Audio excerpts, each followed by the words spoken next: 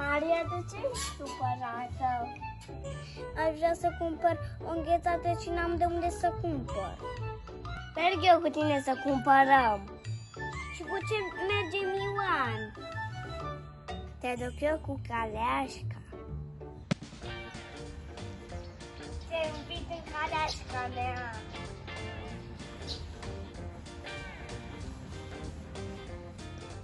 Ioan, te rog frumos să nu mergi cu viteză. Bine, Maria! Uite, Ioan, o mașină de înghețată. Hai să mergem la ea. Haide!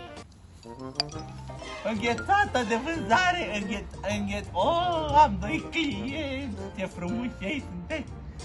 Ce-ați dori, înghețată? Da. Da? Bun. Băi, stai să vedem, sunt veritabili. Sunt buni. Unul, doi, da. Așa. Una ție. Și la... Ați venit cu calul? Ați venit cu calul? Ei, și la cal. La cal. Nu-i dați? Știți ceva? Asta? Dați așa. E gratis. Că mie îmi plac aimurile tot. La revedere, copilai! Ioan, sunt fericită pentru că mi-ai dat înghețata. Mulțumesc din suflet!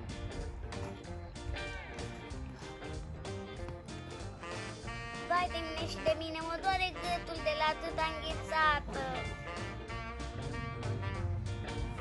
Și pe mine, Maria. Eu zic să mergem la doctor. Da, vă rog frumos, intrați în cabinet. Bună ziua, domnul doctor. Mă doare în gât. Bună ziua, domnișoară. Domnișoară, de ce vă deranjează? De ce vă doare gâtul? Cred că am mâncat prea multă înghețată. Dragă domnișoară, văd că ați venit cu caleașca. În primul rând, nu se mănâncă înghețată în caleașcă. Cred că de asta vă doare în gât. Ați venit tare cu caleașca? Da, Ioan m-a adus cu viteză.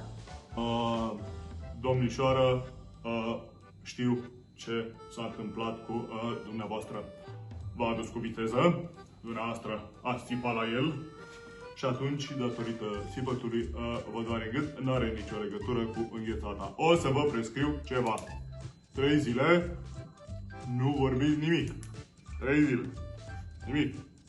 Următoarele 2 zile, vorbiți în șoaptă. Ați înțeles? După care o să vă treacă. Acum încolo, când mai mergeți cu cineva, să nu mai țipați la el. Asta e ce v-am prescris. Următorul pacient. Vă rog frumos, luați loc, intrați. Bună ziua, domnul doctor. Bună ziua, Aprechindel. Ce s-a întâmplat? Mă doare în gât. Te rog frumos, fii atent la ce-ți spune domnul doctor acum. Văd că ai venit cu caleașca. Evident, dacă Maria a stat în caleașcă, tu n-aveai în altă parte unde să stai decât pe cal. Nu? Ai stat pe cal. Dacă ai stat pe cal și ai fugit, cum ți-a spus Maria, că ai fugit, evident că ai avut, cred că și gura deschisă. Pentru că ai avut gura deschisă, te-a tras curentul și te doare în gât. Nu? Am explicat cu gura deschisă. Exact cum mi-am imaginat. Ați mers cu gura deschisă. Ați leșinat și calul, uitați. Are impact de 1 metru. Da. O să vă prescriu ceva. 1 an de zile. Nu mai aveți voie să mergeți pe cal. Îmi pare rău. după un an de zile, încă 2 ani de zile, dacă mai vreți să mergeți cu calul, deși cred că trebuie să vă luați altul că l-a leșinat, va trebui să mergeți cu gurița închisă. Am fost clar? Da. În regulă. Atunci sunteți liberi. Vă mulțumesc, domnul doctor. Apropo, numai puțin vă rețin. O mică întrebare. Calul, cum a ținut gura în timp ce fugea?